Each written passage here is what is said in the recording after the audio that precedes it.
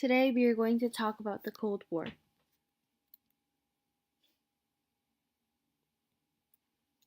After the end of the Second World War, two big changes happened: decolonization and the Cold War. European countries turned back to their colonies, only to find out that the colonies had been growing independence during the war and had organized nationalist resistances. It became clear to the European countries that keeping their colonies would cost a lot of money, and it was not worth the money that they had to spend. Decolonization happened smoothly for most countries. Between 1945 and 1947, the Cold War started taking shape between the US and the Soviet Union. In order to increase their influence over Europe, the US carried out the Marshall Plan, providing loans for European countries to rebuild their economy after the Cold War. After the two world wars and the Great Depression, Western Europe suffered from massive population loss and economic depression.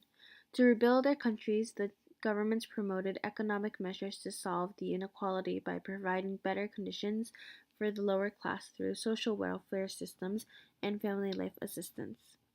The development of social welfare systems, such as medical assistance, led to the creation of more jobs, and the unemployment rate improved. However, the cost was expensive, which led to the Green Movement in the 1970s, opposing uncontrolled economic growth. Especially in the case of Britain, politicians such as Margaret Thatcher argued that social welfare expenses should be reduced and free enterprises should be encouraged. Meanwhile, the European Union, consisting of West Germany, France, Italy, Belgium, Luxembourg, and the Netherlands, was established in 1947 in purpose of enhancing Western Europe's general economy. The members of the Union reduced tariffs and trade barriers in between each other and funded developments in underdeveloped regions. Also, the European Union set the currency euro in 2001. Production rapidly developed in Western Europe during the mid 1950s. Agricultural production and textile slash metallurgical production improved due to the adoption of new equipment and innovative industries. Expensive consumer goods were produced increasingly, and the weapon production also remained stable.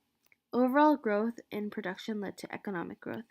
Combined with low unemployment, the incomes improved the society of Western Europe, and it became affluent, and the people were able to enjoy leisures related to shopping malls, supermarkets, advertising, and heat for vacation. Through economic growth and change like the expansion of consumer culture, the West became an example of an advanced industrial society, especially after the 1950s. Economic growth in most groups eased earlier social conflict. Social lines were blurred and social mobility increased. There were more opportunities for education and better paying jobs. These social blurs also included women, especially their change in gender role or family life. After the war, women's roles in family and society changed radically. Although some aspects were continued, the war had created factory and clerical jobs for women. Even after the war, the number of working women had increased in Western Europe and the US. Further on, they were able to receive education, improving their work qualifications, therefore again increasing job opportunities. Internally, the mix of weak European economies and strong American economy led to the spread of US culture like soft drinks, blue jean fashion, chewing gum, and so on. US television series also grew due to their wider markets and various revenues. Moving on to the other superpower, the Soviet Union. As a result of its rapid industrialization during World War II, which concentrated on heavy industry and weapon development along with their communist allies, the Soviet Union emerged as a superpower with its growing military and economic strength like the US. They also increasingly grew their influence in the Middle East, Africa, and even parts of Latin America like Cuba, through their growing military power like hydrogen or atomic bombs, and their economic power. Within the country, they attempted economy plans such as the five-year plans led by the Soviet and Eastern European countries to separate themselves from other international parts. After the formation of NATO, a military alliance, the East also created something similar. However, this being an economy alliance, the called the Common Economic Planning Organization.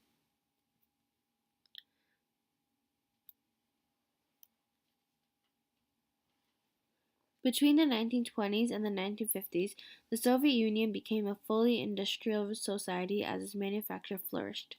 However, they lagged the manufacture of consumer goods, not only such Western products such as automobiles, but also simple items such as bathtub plugs. Communist Eastern Europe did not develop their consumer society as the West developed, because the East had to amass capital for the improvement of a traditionally poor society. While living standards enhanced and welfare services began providing security, complaints about poor consumer products and long lines to acquire desired goods remained a feature of Soviet life. The communist system throughout Eastern Europe failed to resolve problems with agriculture. The Eastern Europe peasantry continued to make restrictions, individual incentive, and collectivized agriculture, which discouraged to put maximum effort.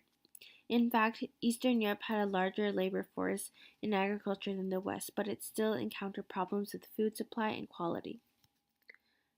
Eastern Europe's industrialization demanded massive efforts to speed the pace of the work and regularization of supervision. Moreover, the incentive systems that the East applied to encourage able workers resembled those used in Western factories. And this was the Cold War. Thank you.